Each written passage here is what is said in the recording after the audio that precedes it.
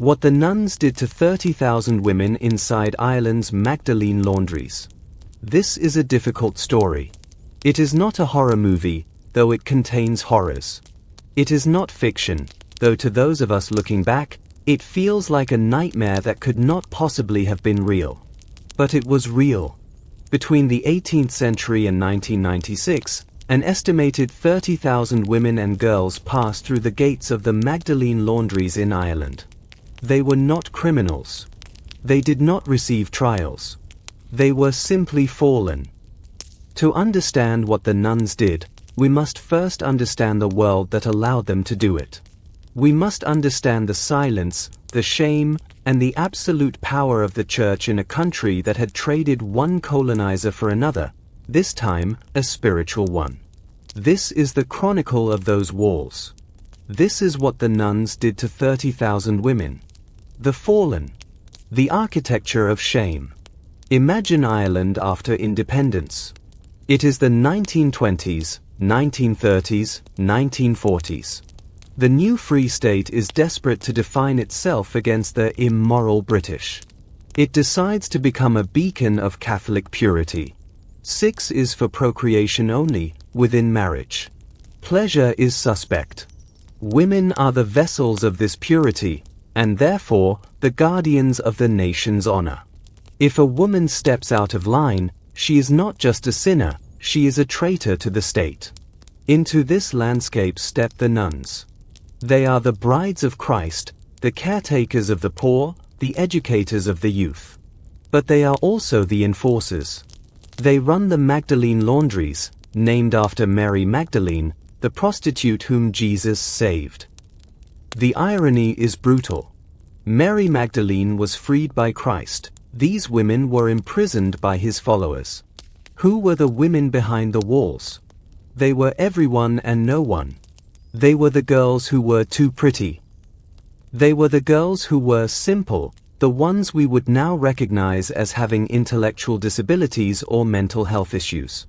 They were the orphans from industrial schools who had no family to claim them. They were the victims of rape, sent away in case she got pregnant, as one survivor, Mary Smith, was told. Most famously, they were the unmarried mothers. If a girl found herself pregnant out of wedlock in 1950s Ireland, the shame was not hers alone, it belonged to her entire family. A pregnant daughter meant the family was morally bankrupt. Fathers could lose jobs. Siblings could not find spouses. The solution was the vanishing. The girl was taken, often by the Gardaí police or a priest, to the convent. She was told to write a letter to her family saying she was going to America or England. Then the door closed. Martha, a composite based on several testimonies in the archives, remembers the car ride. She was 16. The boy was 17. They were in love, which in Dublin in 1958 meant holding hands in the cinema and one disastrous fumble behind the hedgerow. When her father found out, he didn't yell. He just looked at her with dead eyes. "The shame," he whispered. "You have killed your mother." 2 days later, a priest came to the door. He told Martha she was going to a nice retreat to think about her sins. She never went home again. When the big iron door shut behind her at the convent in Cork, the lock turning with a sound like a gunshot, the nun didn't look at her face. She looked at her shoes. She looked at her hair. She looked at her hands, hands that had never scrubbed a sheet in her life. "You are penitent number 37, the nun said. "You will answer to that name. You are dead to the world." "Good. The world is dead to you." The taking of the name. This was the first act of psychological surgery, the removal of identity. The girls were stripped of their civilian clothes, often burned in front of them, and given rough, shapeless uniforms of grey or brown. They were given numbers or holy names: Mary, Bridget, Magdalene. Gabrielle became Stella. Kathleen became 26. This was not bureaucracy, it was psychological annihilation. If you have no name, you have no self. If you have no self, you cannot protest. You are a blank slate for the nuns to write upon. The hair was cut short. Short hair was a mark of shame, a symbol of the penitent prostitute. For teenage girls, losing their long hair was often the first physical trauma that broke their spirit. I cried more for my hair than I did for my mother, one survivor told an oral historian. The regime. The work. The laundries were, first and foremost, businesses. They were commercial enterprises that contracted with hospitals, hotels, the army, and wealthy families. The church needed the linen washed, and they had a captive workforce with zero overhead. The day began before dawn, often at 5 a.m. or 6 a.m. There was Mass first, a requirement. You could not eat unless you attended Mass. You could not work unless you confessed. The nuns used the Eucharist as a carrot and the starvation as a stick. Then, the work. The laundries were hell on earth. Before modern washing machines, the work was done by hand in boiling water, caustic soda, and carbolic soap. The women stood in wet concrete for 12 to 14 hours a day. Their hands became raw, blistered, and eventually numb. The skin peeled off in sheets. Martha remembers the mangles. The mangle was a heavy roller that pressed the water out of the sheets. It had no safety guard. Girls would faint from exhaustion, their hands slipping into the rollers. I saw a girl, Mary, she was maybe 13. Her hand went in up to the wrist. The sister just yelled at her to stop being clumsy and sent her to the infirmary. She came back with 3 fingers left. The air was thick with steam and the smell of bleach. It burned the lungs. In the winter, the windows were open to let the steam out, but the radiators were off. The nuns believed cold was good for the soul, or perhaps the budget. Girls developed housemaids' knees, swollen, infected bursa sacs from kneeling on wet stone floors to scrub. They developed tuberculosis from the damp. They developed prolapsed wombs from lifting heavy, wet bags of laundry. The silence. Perhaps worse than the work was the silence. In most laundries, the rule of silence was strictly enforced. You were not allowed to speak to the girl next to you. You could not ask where she came from. You could not comfort her when she cried. You could not tell her your name. The logic was monastic. Silence brings you closer to God. But the reality was punitive. By forbidding speech, the nuns prevented solidarity. You could not organize a protest if you never learned the names of your fellow prisoners. You could not plot an escape if you couldn't whisper. The only sounds were the clanking of the machinery, the slosh of the water, and the chanting of the rosary. The punishments. The nuns were not the gentle, loving figures of Hollywood movies. They were the absolute rulers of a closed universe. There was no appeals court. There was no oversight. The walls of the laundry were the walls of the world. And some of them were sadists. Survivors describe a specific type of cruelty that was uniquely clerical. It was not chaotic violence, it was liturgical violence. It had rules. It had rituals. The starvation diet. Food was scarce, bland, and nutritionally empty. Breakfast was often bread and dripping cold fat from roasted meat or watery cocoa. Lunch was cabbage and potatoes, if they were lucky. Meat was a rumor. If a girl was disobedient, she was put on bread and water for days or weeks. The beating. The nuns did not usually punch or kick. They used tools. The most common weapon was the keys, a heavy ring of iron keys used to lock the doors. They would strike the girls across the head, the face, the knuckles. Other weapons included leather straps, wooden rulers, and crucifixes. The irony of beating a sinner with the body of Christ is a darkness too deep to fathom. The string. Marina Gambold, a survivor, gave a harrowing testimony to the BBC. For breaking a cup, a nun tied a thick string around Marina's neck. She was forced to wear it for 3 days and 3 nights. She had to eat her food off the floor like a dog. The padded cell. Elizabeth Coppin was sent to the padded cell for stealing sweets. There was no bed. Just a concrete floor, a cup of water, and stale bread. She looked up at the small window and saw the moon.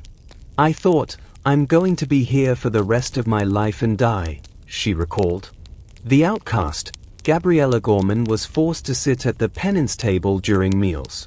While the other girls ate in silence, she sat alone, facing the nuns who sat on a raised platform like queens, staring at her while she tried to swallow. The psychological war. But the physical torture was only half of it. The nuns were masters of psychological warfare. "You are here because nobody wants you." This phrase appears in almost every survivor's testimony. It was a mantra. It was drilled into the girls daily. Times you are dirty. Times you are a whore. Times your mother threw you away. Times if you leave here, you will fall into worse sin and go to hell. They broke down the girls' self-esteem until the girls believed they deserved their imprisonment. Kathleen Legg recalled that the gates were open. Theoretically, she could have walked out. But she didn't. "We were made to feel dirty, worthless, and that nobody else would want us." This is the insidious evil of the Magdalene Laundries. It wasn't just a prison, it was a gaslighting operation. They convinced the victims that the prison was a sanctuary. They convinced them that the abuse was love. They convinced them that the punishment was redemption. The system. The complicity of the state. The nuns did not act alone. They couldn't have. The Laundries were a public-private partnership with hell. The Irish state, the Gardaí, the courts, the social workers, acted as the recruitment agents for the Laundries.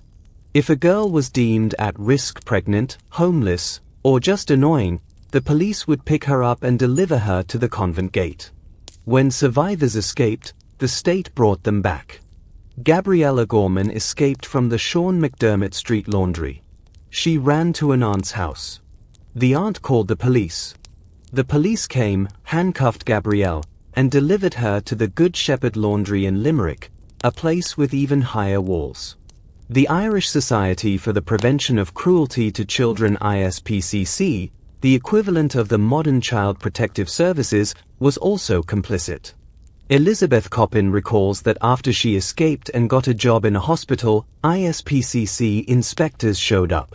They lied to her, tricked her into a car, and drove her back to a different laundry, threatening her, "You try to run away from it, we will put you in a place you will never get out of."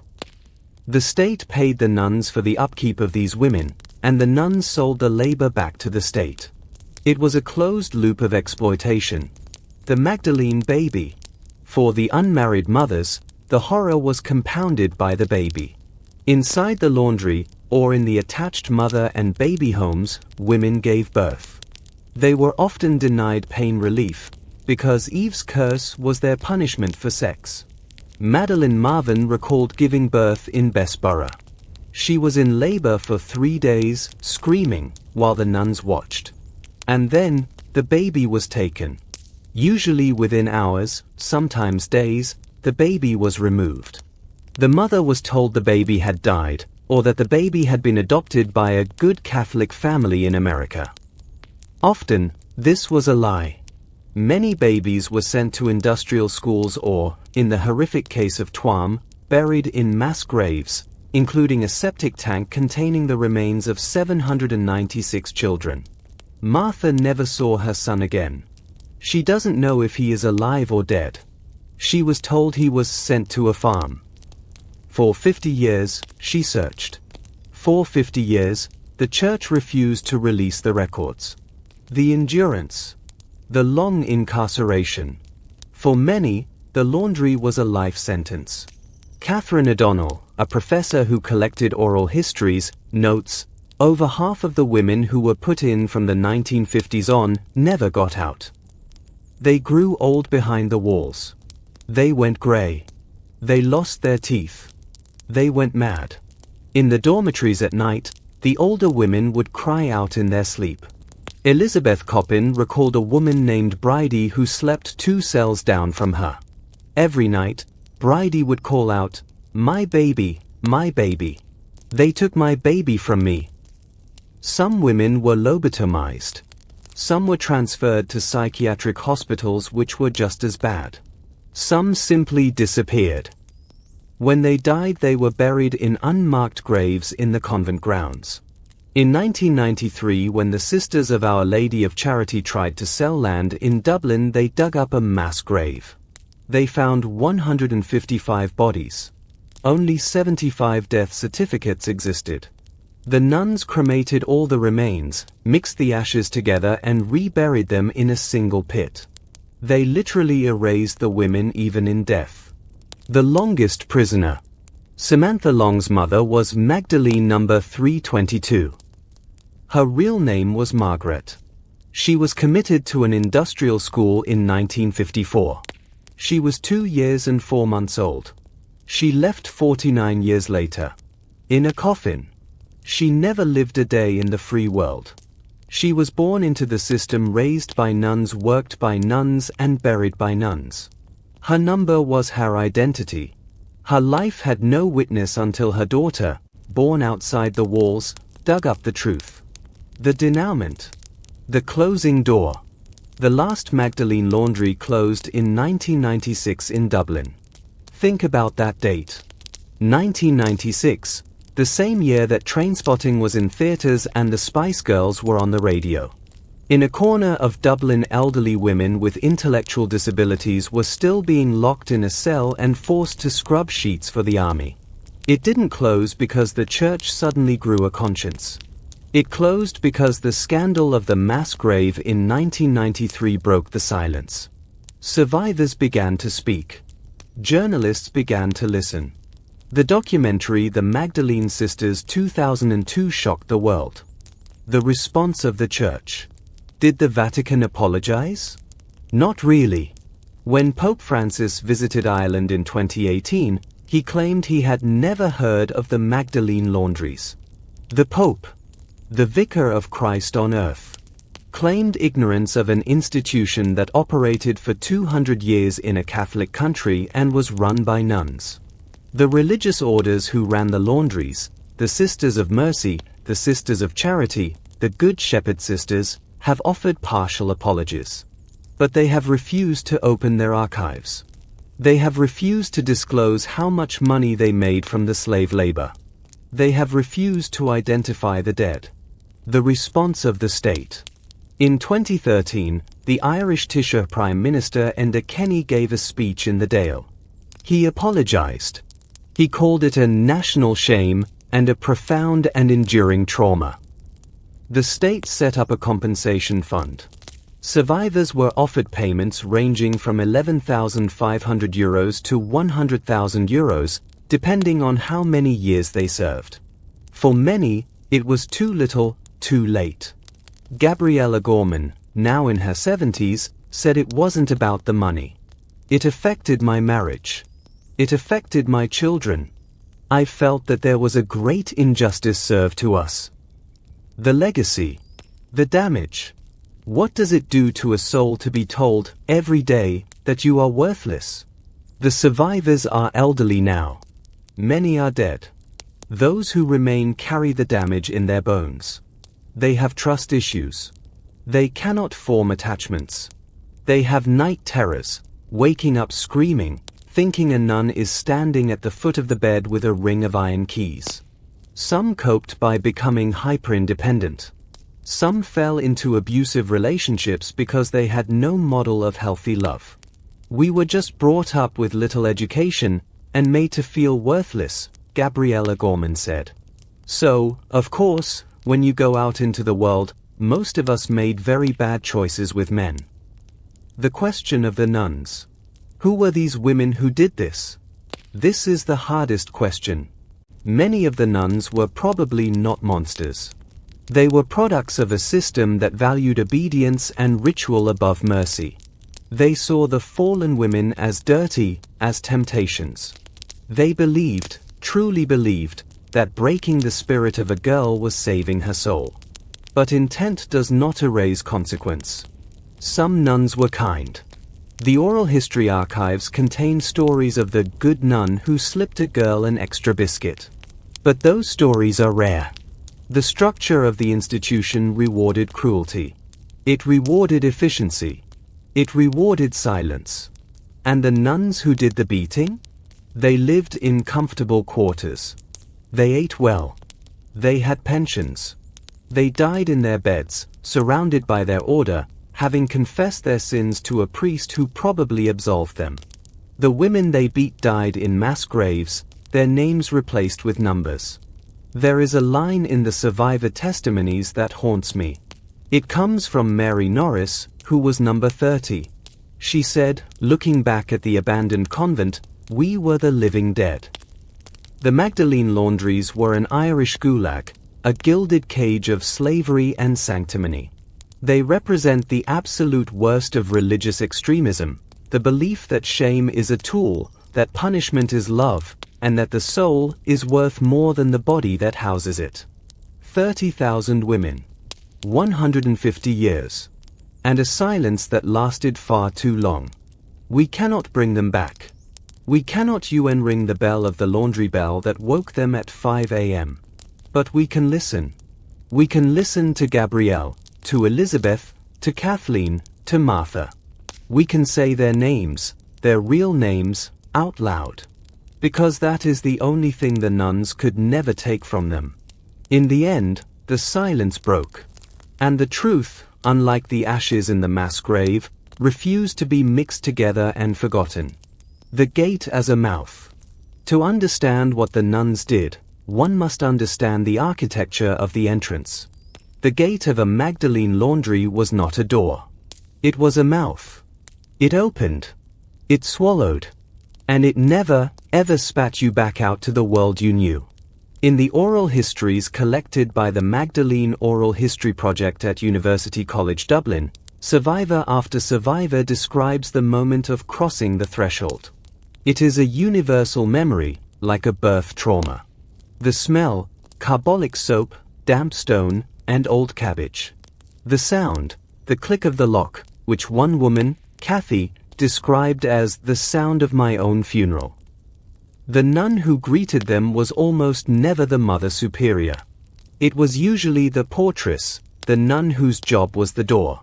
She was chosen for her coldness. She was the first face of your new life. "You are dead," the portress would often say, as she took your coat. "You must prepare for your resurrection. That will take time. Perhaps 10 years. Perhaps 20. Perhaps forever." The portress at the Gloucester Street Laundry in Dublin was known among the survivors as the Basilisk, not because she looked like a snake, but because looking into her eyes made you feel like you were turning to stone. The Registry of Souls. Once inside, the girl was taken to the registry. This was not a book of names. It was a book of numbers. Each woman was assigned a number. That number was sewn into her uniform. That number was written on her bowl. That number was the only word spoken to her for the first 6 months, sometimes the first year. Number 47, stand. Number 47, kneel. Number 47, scrub. Why numbers? The nuns had a theological answer. You are shedding the old self, the sinful self. The number is a reminder that you are now a soul without a past. But the survivors knew the truth. The numbers were dehumanization. They were a tool of control. If you are a number, you are not a person. If you are not a person, you cannot complain. If you cannot complain, you cannot be heard by God, or by the outside world.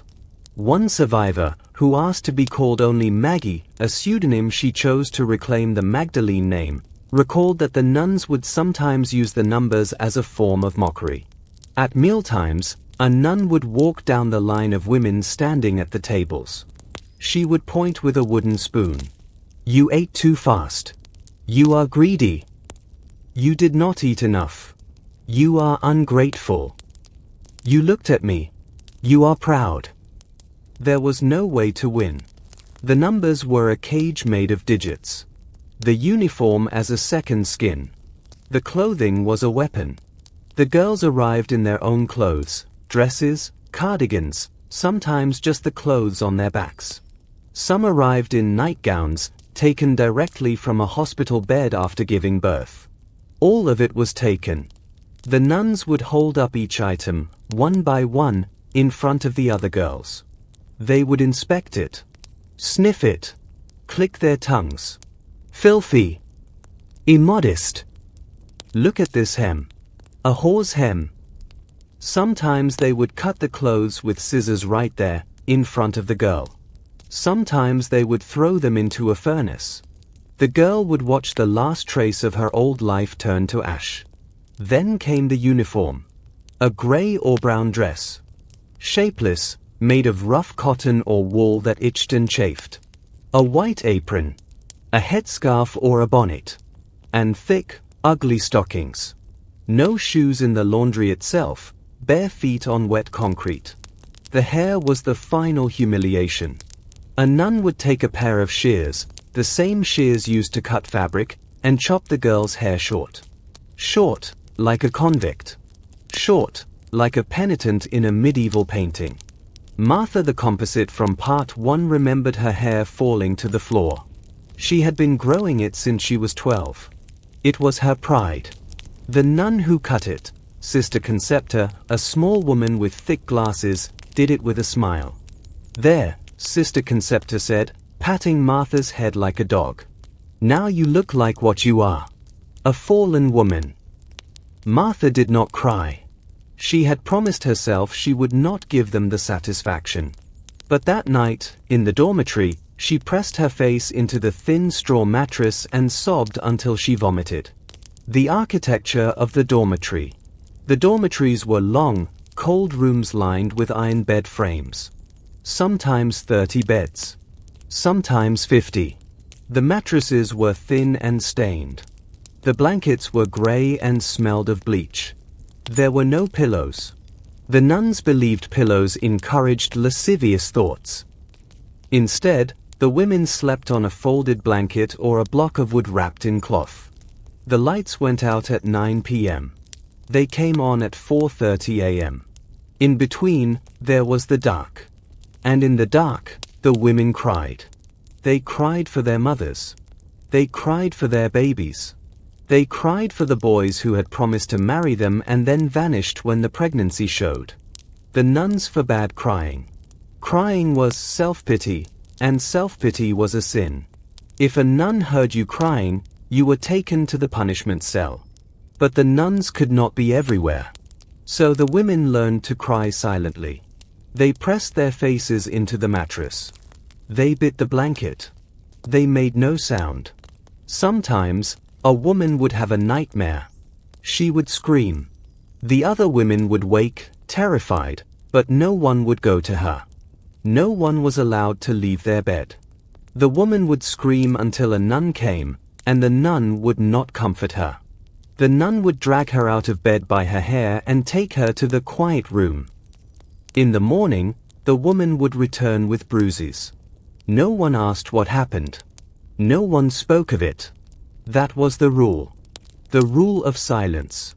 The Great Silence was the most destructive rule in the laundry. It was borrowed from monastic tradition. Monks and nuns observed silence to focus on prayer. But in the Magdalene Laundries, the silence was weaponized.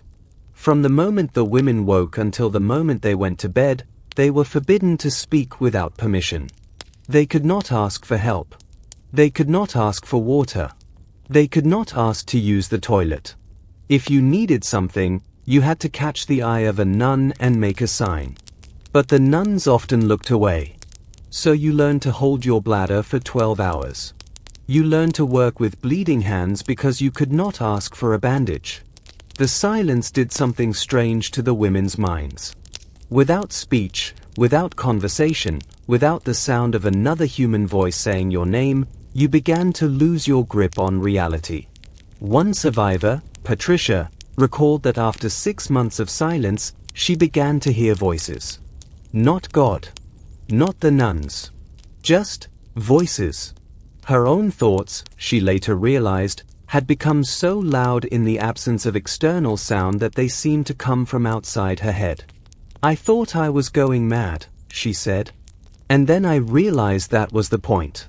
They wanted us mad. Mad women don't run away. Mad women don't testify. The chapel, the theater of shame. The chapel was the worst place. Every morning, before work, the women were marched to mass. They knelt on hard wooden benches, no cushions, for an hour or more. The nuns sat in a separate pew, behind a grill, watching. The priest would speak about sin, about hell, about the body as a tomb of the soul. The flesh is weak, he would intone. The flesh is a whore. The flesh will burn. And the women, many of them pregnant, many of them still bleeding from childbirth, many of them bruised from the night before, would kneel and whisper, "Lord, have mercy." The nuns watched for any sign of inattention. If a woman's head drooped from exhaustion, a nun would tap her on the shoulder and lead her out. The punishment for sleeping at Mass was an hour on your knees in the cold corridor, facing the wall. Sometimes, the nuns would make a woman kneel at the altar rail during the entire service. She would be the visible penitent, a warning to the others. Look, the nuns seemed to say. This is what happens to sinners. This is what you are. Confession, the trap. Confession was mandatory. Once a week, each woman had to go to the confessional and tell the priest her sins. But what sins could she have? She was locked in a laundry. She had no money, no sex, no freedom. The only sins available were thought sins, pride, envy, anger. And the nuns knew this. Before confession, the nuns would sometimes give the women a list of sins to confess. They would tell the women what they had done wrong. You were slow at the mangle. That is sloth. You looked at Sister Bridget with disrespect. That is pride. You cried last night. That is despair, and despair is a sin against hope. The women would go to confession and recite the sins the nuns had assigned them. The priest would absolve them, and the cycle would begin again. This is the deepest cruelty of the Magdalene system. It was not just physical abuse. It was spiritual abuse. It took the most sacred rituals of the Catholic faith, Mass, confession, the Eucharist, and turned them into tools of control. The women could not even pray without being watched. They could not receive forgiveness without being manipulated. Their relationship with God became a relationship with their abusers. The infirmary, not a place of healing. If a woman became sick, she was sent to the infirmary. But the infirmary was not a hospital. It was another cell. The nun in charge of the infirmary, usually an old nun with no medical training, would decide what was wrong with you. If you had a fever, you were given a spoonful of castor oil. If you had a cut, you were given a splash of iodine. If you had tuberculosis, you were given a cup of tea and told to pray. Seriously ill women were not sent to outside hospitals. That would require paperwork. That would require admitting that the woman existed. So they stayed in the infirmary, sometimes for months, sometimes until they died. Martha remembered a woman named Rose.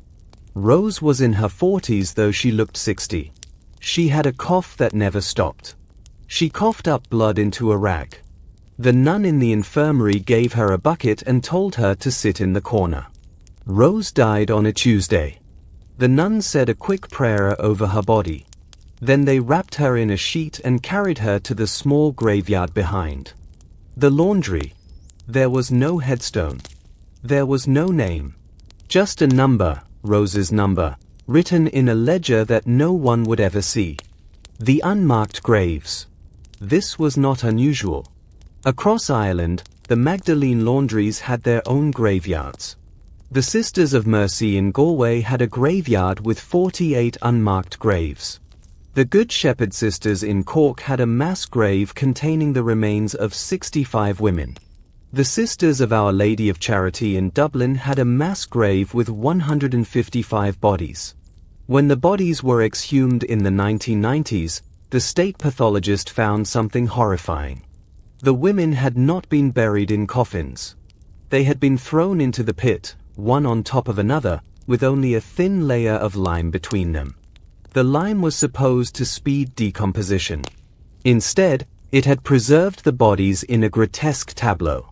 One woman's hand was found reaching up through the dirt, as if trying to claw her way out of the grave. The nuns had told the living women that the dead were at peace. But the exhumations proved that the dead had not even been granted the dignity of a proper burial. They had been disposed of, like garbage. The economics of enslavement. Why did the nuns do this? Part of the answer is theological. The nuns genuinely believed they were saving souls. But a larger part of the answer is economic. The Magdalene Laundries were incredibly profitable.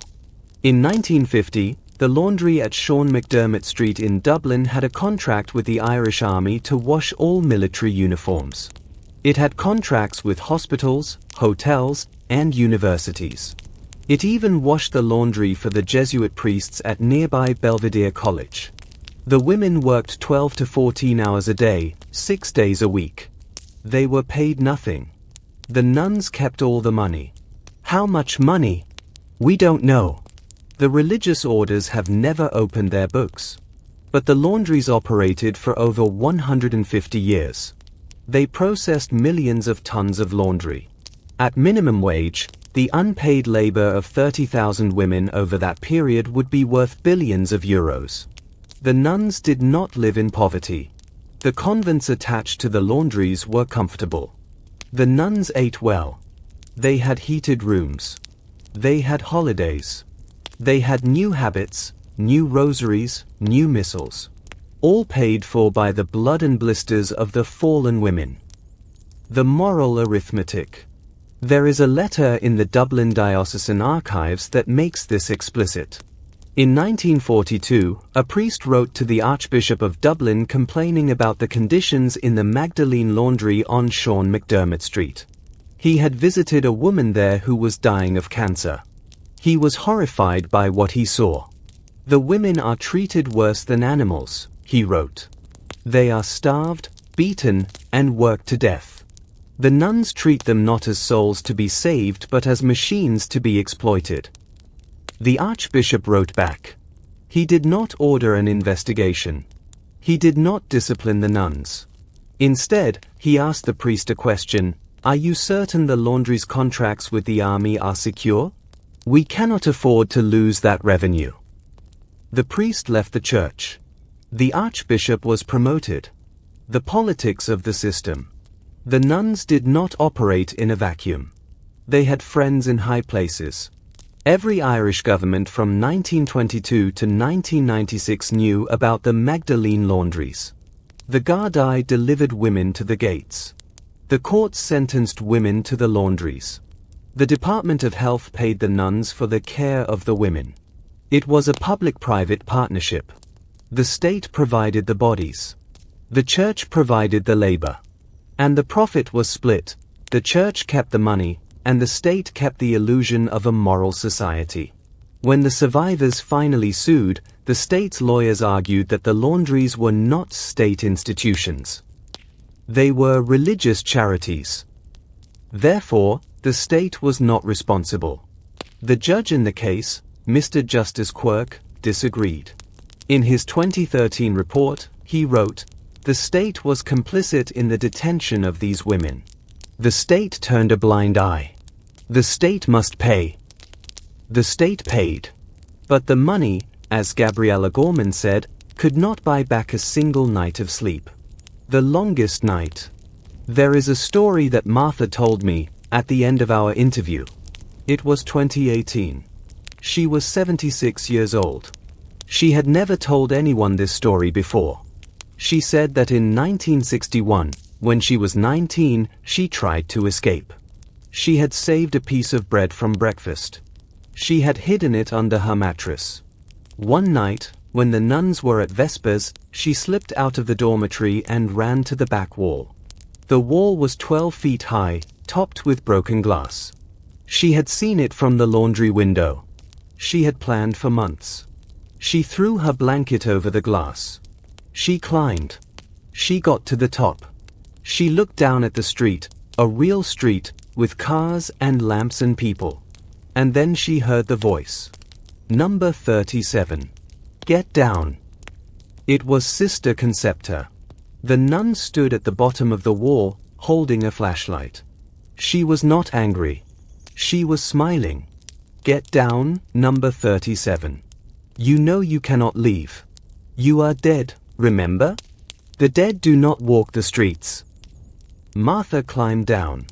Sister Concepta took her by the ear and led her to the punishment cell. The punishment cell was a closet under the stairs. It had no window. It had no light. It had a bucket for a toilet. Martha stayed there for 3 days. On the 3rd day, Sister Concepta opened the door. Have you learned your lesson, number 37? Yes, sister, Martha said. She meant it. She had learned. She had learned that the wall was too high. She had learned that the glass would cut her. She had learned that there was no one on the other side waiting for her. She stayed in the laundry for 12 more years. The release. When Martha was finally released in 1973, she was 31 years old. She had been inside since she was 16. 15 years. Half her life. She was given a bus ticket to Dublin. She was given a brown envelope with £5 in it. She was given a dress, not her own, a donated dress from a charity bin. She walked out the gate. She stood on the street. She did not know where to go. She had no family. Her father had died. Her mother had moved to England. Her son, the baby she had given birth to at 17, had been adopted. She did not know his name. She walked to the bus station. She bought a ticket. She got on the bus. She sat in the back and pressed her face to the window. She did not cry. She had forgotten how.